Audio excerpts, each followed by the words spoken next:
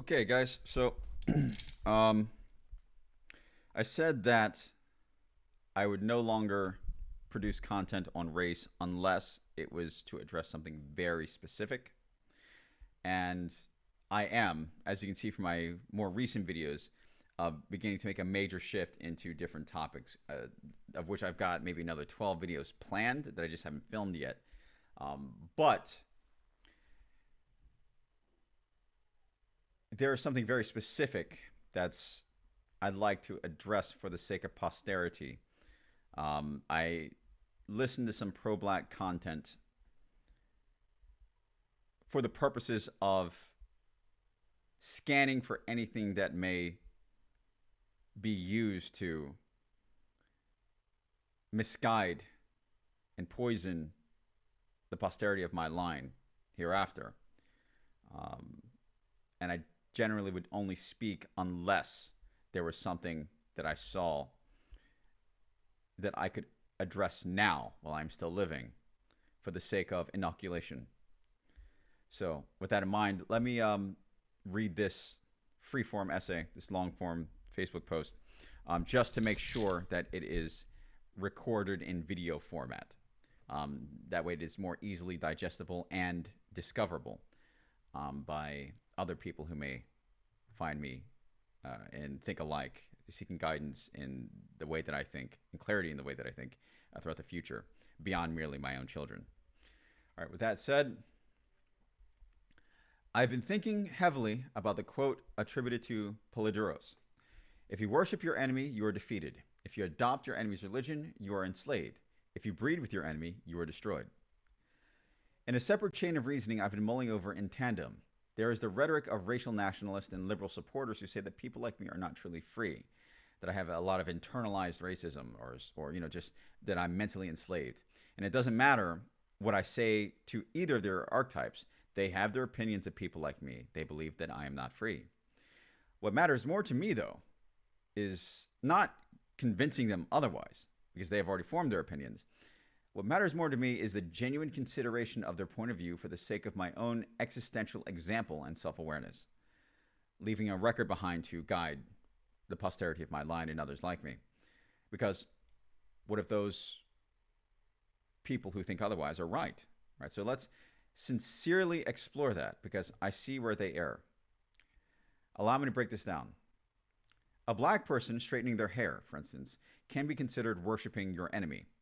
I did this experimentally once as a teenager, but shaved it all off to join the military, which could also be simultaneously seen as worshiping my enemy, because to serve in the American military is to ultimately sacrifice myself to serve a white majority's interests, the West's interests. Meanwhile, coveting a white woman, regardless of whether a white woman gave birth to me or not, could be seen as worshiping my enemy because of the alleged psychopathology involved in the perceived fetish of doing so, even if, in reality, I don't actually fetishize white women. Being Norse is akin to adopting your enemy's religion in their eyes as well, because it is ultimately a European religion. Therefore, it makes surface-level sense why those who don't question propaganda and platitudes beyond a certain extent, without critical thinking as they follow trends, would see me as someone defeated, enslaved, and destroyed by whites. But, of course, I beg to differ. Firstly, one has to actually be my enemy in order for any of this reasoning to apply in the first place. Secondly, let's define what freedom even is, particularly mental freedom. Freedom from what? Taxes? Nobody's free from that universally. Freedom from the desire to complete integration? Any desire for anything, both literal, physical, or abstract, can become enslaving through the universal nature of attachment in and of itself. However, this is a universal concept that can apply to anything. One can be enslaved by their desire to have sex, or enslaved by their desire to eat food, perhaps enslaved by their desire for satiating the urges of their rage, the 7 deadly sins. Or counterintuitively, even the desire for freedom itself can be enslaving in the same way that one can spend their entire lives missing the point of Buddhist enlightenment by being chained to their very desire to achieve it, paradoxically. But desire itself alone is not intrinsically enslaving.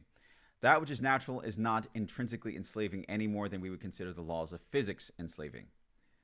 Secondly, There are ultimately two psychographic groups of black people in the West, especially of those who descend from African American or even European slavery. Not the contemporary voluntary immigrants or migrants from Africa. These two psychographic groups being the African American and the European descendants of Western slavery, transatlantic slave trade, and anything of the like. These two psychographic groups can be divided into the following: those who are sentient and accountable in the choice of their cultural paths in life, and those who are not.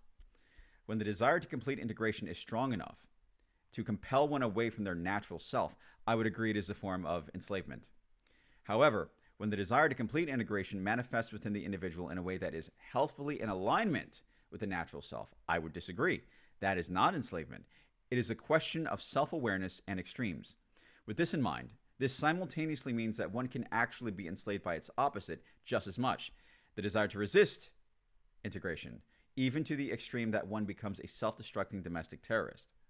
So mental freedom is not actually in whether you are for or against integration.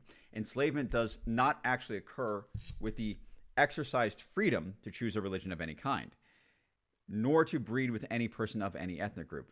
Mental freedom is in your sentient and accountable ability to choose each dimension of each path, such as whether you are for or against integration for your own reasons in a healthful manner in the ways that are respectfully correct for you.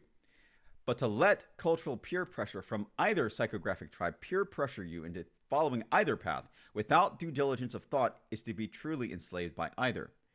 You can become just as mentally enslaved by incited guilt manipulated by the archetypal, charismatic pro-black leader who implores you to hold on to segregational rage as you could be any aspect of European cultures you may idolize too much. Mental freedom is in one's ability to accountably choose the path, not the paths themselves. For me, the Europeans are not my enemies. I was born with them already as my family. I cannot be enslaved into hurting them, nor allow myself to be manipulated into wishing collective harm or failure upon them.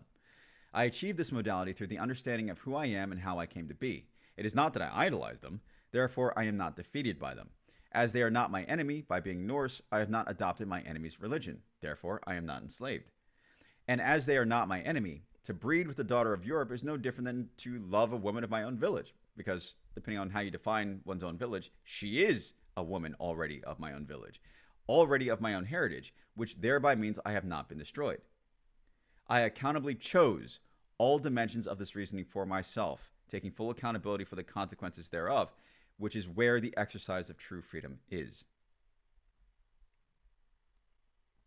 All right, and then we have some responses here. Aaron says, in reality, everybody is going to be enslaved by something. To that I respond, yes, that is why I said taxes at the bare minimum universally. He says, the only way anybody will ever be free is when they leave this world. And then to that I respond, and even then, that's not even necessarily guaranteed depending on your religion. For example, the samsara of Buddhism or its Hindu equivalent, hell or purgatory if you're coming from the Abrahamic theological point of view, or even the cold side of hell if you're Norse like me. Aaron then says, well, I'm Orthodox Christian, so hell, but I did tell a few pagans that I would gladly go to Valhalla with them. But this is a lot of reasons why some Norse pagans hate when a white person is Christian. And to that, I chucklingly say, how do you think they feel when one is black? Though this post was not written in response to anyone in the Norse community. It's been sitting with me for a while in general as various pro-black stuff pops in my feed, right? And because I do follow pro-black stuff, not because I agree with it at all, but because I want to know, I deeply consider their arguments and how they could or would be used to poison my line in the future. And Aaron says, I got harassed and called a Jew lover a couple weeks ago. I was like, whatever. Then you got pagans that call us Christo-pagans. And then I said, all the while they fail to see themselves as the hypocrites they are, touting their more pagan than thou rhetoric. I ignore them, obviously.